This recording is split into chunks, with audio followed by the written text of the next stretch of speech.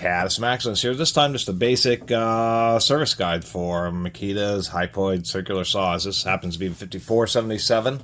This will generally apply to their earlier generation ones, although one of the big upgrades to the 5477 was the fact that it has two handle halves. So if you break the rear handle, you can fully replace it. On earlier models, particularly the first generation 5077s, half the handle is in-molded into the motor housing, so if it ever broke, you had to replace just the whole back half of the saw, so they improved that. So besides basic repairs from getting dropped, which is extremities, handles, guards, and maybe a bent shoe, this is just a basic service guide. Checking brushes, swapping the blade, and in this case, fixing the cord. So I got this from an estate sale. This is a 2009 unit, so it's Makita does date their tools month and year. So 17-year-old saw. A little bit of a sad estate sale because it was actually a relatively small place, but it appeared somebody who had been married and their spouse had moved on, and they just kind of kept up the place and were kind of handy around the house. They didn't have a lot of nice tools. They had some Harbor Freight stuff, just older, Skill classic belt sander, and a Chicago electric grinder, and some older NiCad Makita tools. And this was like their good saw, and probably because it was a little bit cheaper than the Skill saw. Anyway, got it for half off. It was actually only $35 normally priced, and in North America you have estate sales for one weekend, and then everything's usually 50% off on the third day as they try to clean out whatever didn't immediately sell.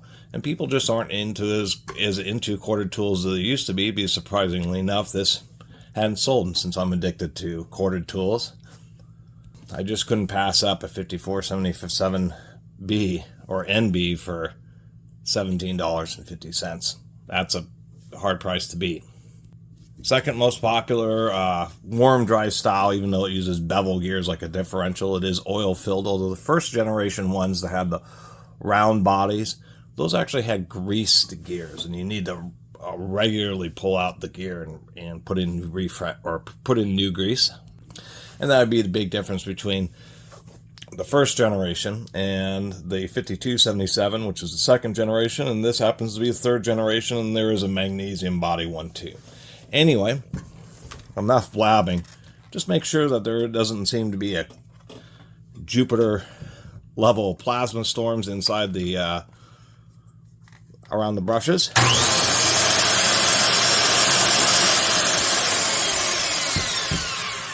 Actually seems to run pretty good.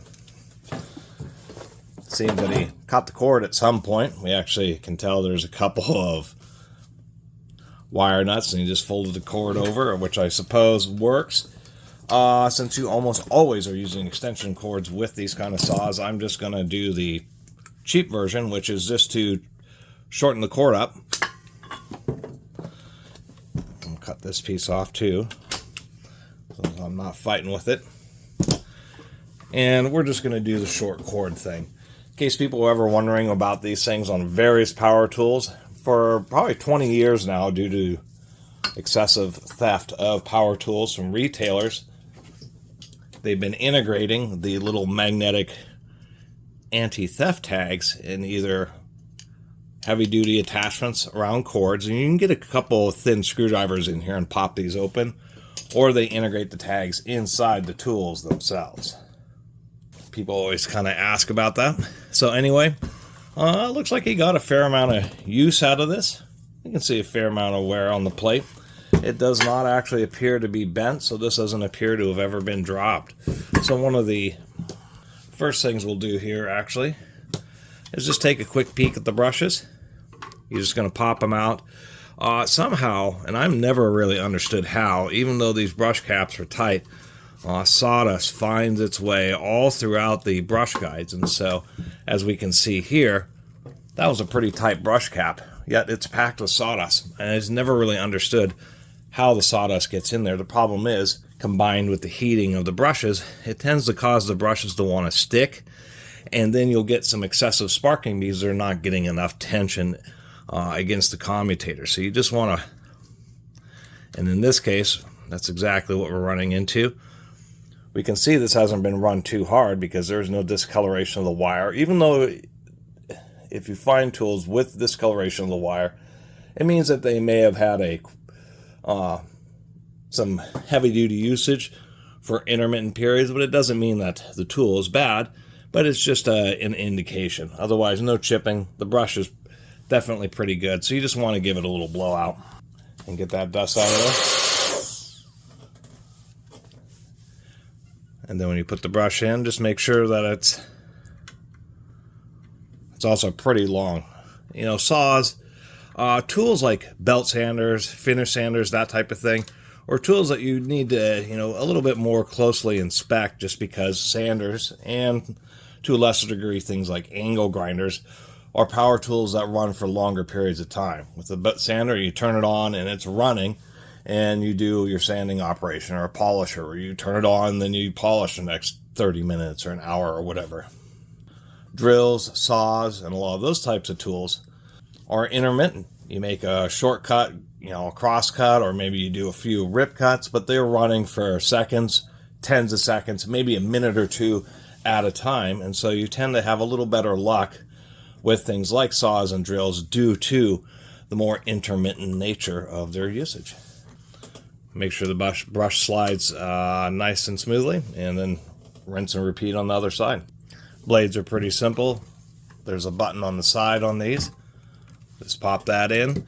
Since the blade's on the left-hand side, the screw is going to be counterclockwise. So what you're going to do is you're going to have, if you're using a ratchet like I am, you're going to actually have it in the forward direction to loosen the bolt. Not particularly tight. Actually, that was really pretty soft, but the deal with circular saws is that it's a clutch, a pinch system, so you're just supposed to tension the bolt enough to keep the blade spinning. But if it ever, you know, if you're running a circular saw through a cut and you twist it all, that twisting action can be pretty dangerous, because the backside, the teeth that are going down, can impact the curve or the edge of the cut and lift the saw out of the cut. So it acts as a clutch. I tend to run the bolts a bit tighter so that the blade, you know, if you have some binding or pinching, that the blade still continues to turn. You just need to be a little bit more aware of it. But if you're less experienced with circular saws, just don't put so much tension on the bolt when you retighten it, and then it will once again act as a clutch. Not too dirty in here. Oh, broken tooth there. Broken tooth there. Broken tooth there. Definitely hit a nail or something like that. Looks like 4 broken teeth on there. Anyway, I'll use a very cheap Master Mechanic 24 tooth framing blade on this, mainly because I have plenty of other saws with really nice blades, and so it's just a general purpose blade. One of these, something like this, is fine. Interestingly enough, these are marked on the left-hand side of the blade and nothing on the right-hand side, so these are more tuned for left-hand blade saws. And one thing I mentioned before in Makita saws is it's very common to get this washer on backwards, where you end up upside down and then the blade doesn't quite sit right. And I've actually bought these saws. I have another one. I have several of these. But I have one that I also got cheap because this was put on wrong and it partially punched through the little diamond knockout, and he basically thought the whole saw had essentially failed, when it's really kind of it's not an engineering failure, it's just a little bit of a shortcoming, where it's, when you're on the job site, it's kind of, sometimes these stick to the blade and it pops off and you don't remember which way it goes, and it's easy to put it on incorrectly. A skill saw has a really deep protrusion on the back, on the rear washer, so it can't be mistaken for which direction it goes on. But these Makitas and some other saws, it's pretty easy to get them wrong. So you just got to make sure that the little protrusion is facing towards the saw. I guess I haven't replaced a cord on one of these. Anyway, pull off the handle halves. As we can see, the back half kind of wants to fall out. But one thing I thought was an interesting touch, so electrical cords, in between the wires, they have what's known as the cord packing, and it's what adds a lot of the strength to prevent the cord from actually tearing itself in half. And what they've done here is they've actually specifically not cut down the packing and then tied a knot around this boss to kind of help add a little bit of extra cord retention. I probably won't be doing that when I fix this cord, but nonetheless, it's kind of a neat feature. The biggest deal is that we do have little terminals on here that we're going to have to crimp. Double check that these are tied over years, like this is a 17-year-old saw and use thermal cycles. You can get a little bit of loosening of these terminals, so you do want to tighten them up. Not as nice a switch as the skill saws. It's an 1800 watt saw, 15 amp, had a 120 volt motor, and they only have a 16 amp switch in there. Skill saws have 22 amp switches. They're overrated by about 30%.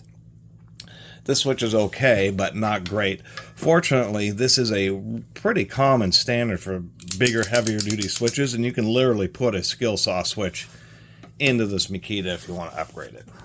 Keep the old wire because you'll need it to figure out how much insulation that you're going to have to end up stripping back on the replacement. All I had was fork terminals. I didn't have any ring terminals, but it'll be solid enough. Certainly a lot more solid than how many tools I've been into where there's screw terminals and the people just strip the wire, wrap it around the screw, and screw the screw down, and it just smashes out a bunch of the strands, and only like half the wire is actually making contact, and then it ends up burning up, overheating right at where it's thinned down because the wires have been squished out, and it ends up damaging the switch. So having some kind of terminal is better than, nothing, i.e. having a fork is better than just wrapping the wire around the screw. And if you're just in a situation where you have to use the bare wire, at least try to tin the wire, put some solder, wrap the loop, size it for the screw, and then tin it with solder so that it adds a lot more solidity. Make sure your wires are tucked, especially in this section here, because there's this bar that goes across, and so another major caveat is how many times I've seen wires where they get squished somewhere and nearly cut. So you got to make sure that they're not in any pinch points. I'll give Makita some credit here. Those really nice, extra deep, high grip threads. A lot of manufacturers, including like Milwaukee and even some Makita stuff, tend to be a little bit chintzy just because fasteners like this with extra deep threads are a little bit more expensive to manufacture, and companies just cheap out on everything, it seems, these days. And there you have it. If you find that these handles are going down too far, you just snap off this E-clip. It's like a wrench, and it's turning the nut. That's how it's cinching down. And then this is a threaded post. There's actually a little 4mm hex. As far as the other place I've seen these broken is right here, where it gets dropped and it breaks this plastic boss off. But otherwise, you pull the E-clip, pull the lever off, and just move it. I think they're 12 point on this, so you can move it 30 degrees, put it back on, put the E-clip back on. That's how you adjust those. Give it a quick check on the other various screws, like on this top handle and the screw on the blade guard here. One thing I'll comment on is I never liked, in all the generations of the Makitas, they had a very narrow guard. Skill ended up making their guards in newer generations, newer being like back in the 70s. They started making their guards wider just because they realized, you could pick up and set the saw down, and eventually you're going to get some wearing because the guards are aluminum or magnesium, which means you're going to get some wear around the hole here, which means they're going to start wobbling back and forth a little bit more as they get used, and pretty soon you'll set it down and there'll be enough wobble for the blade to start impacting the inside edge of the guard. And then that is also something I think was a little bit short-sighted on Makita. Otherwise, once you get it all together,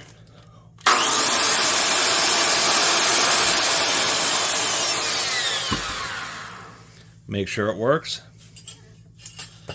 And that's the basic service guide. There's really not a lot else to it. If you burn up the motor in one of these, it's so expensive. I mean, the armature is $70 to $90 online by itself. So if you burn one of these up, It's actually cheaper just to get a whole nother saw used and then keep the old one for parts. One of the reasons I have so many skill saws, and one of the reasons I've been buying these Makitas when they've been cheap. I think I have gotten, I went and looked, I've got 4 other of these 5477 NBs. This is the 5th one, and I think cumulatively, between all 5 of these that I own, I just paid less than what a single one of these retails for, which is like 180 bucks or something. See ones that are like this where I think, oh, they're probably going to be too beat up and they're going to end up being a parts unit, which I have done with skill saws, especially like $10 ones. I have one skill saw that I've been slowly pulling parts off of to fix up others. But these Makitas, each one that I've gotten, besides a couple that I knew were going to be good, I've been able to fix up each one. So there you have it. Pretty solid saw. Oil-filled gearbox, once again, the 2nd and 3rd generations like this, but not in the 1st generation. If you, once again, I'll mention again, if you find one of the old round-bodied ones that also have an electric brake, they have greased gears and they've got to be pulled apart regularly.